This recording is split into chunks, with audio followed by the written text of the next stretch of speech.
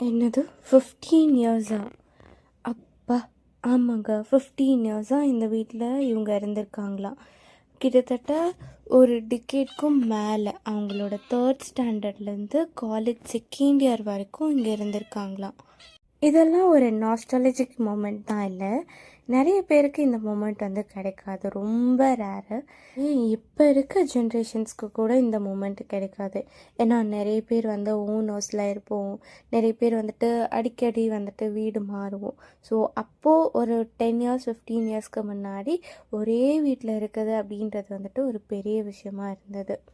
பிறந்ததுலேருந்து சொந்த வீட்டில் இருக்கிறது ஒரு டைப்பு, ஆனால் இந்த மாதிரி ரெண்டட் ஹவுஸ்லேருந்து ஓன் ஹவுஸ்க்கு மாறுறது அப்படின்றது இருந்தவங்களுக்கு அது ரொம்ப ஸ்பெஷலாக ஃபீல் பண்ணும். அதுவும் இந்த 15 இயர்ஸ்னால் ரொம்ப பெரிய விஷயம்.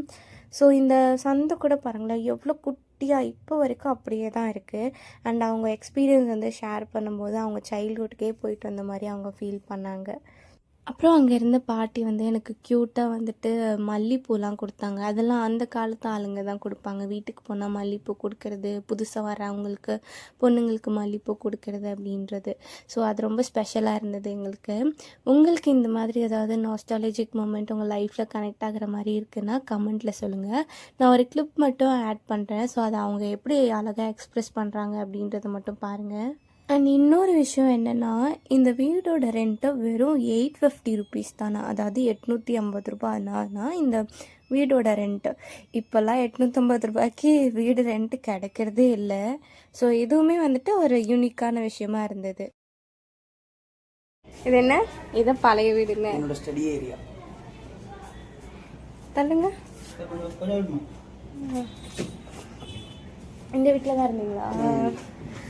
இது மட்டும் செப்பரேட்டாக இருக்கும். இப்போ ஏறி போனால் 4 வீடு இருக்குமா, காமன் பாத்ரூம். இது மட்டும் நம்மளுக்கு செப்பரேட்டாக இருக்கும். இந்த திண்ணையில் உட்காந்து நான் படிப்பேன்.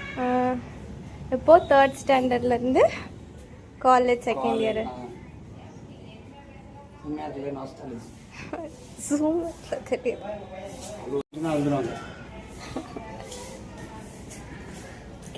போலாமா? இதில் எனக்கு ரொம்ப ஸ்பெஷலான மொமெண்ட் பர்டிகுலர்லி என்னென்னு கேட்டிங்கன்னா, என்னோடய ஹஸ்பண்ட் கிட்டத்தட்ட 3ஆவது படிக்கும் போதுலேருந்து, அதாவது 6 வயசுலேருந்து 20 வயசு வரைக்கும் வாழ்ந்த வீட்டுக்கு நான் போய் பார்த்துட்டு வந்தது தான். இது ரொம்ப ஸ்பெஷல் தான் இல்லையா? ஸோ எங்களை பிடிச்சிருந்தா சப்ஸ்கிரைப் பண்ணிக்கோங்க. பாய்.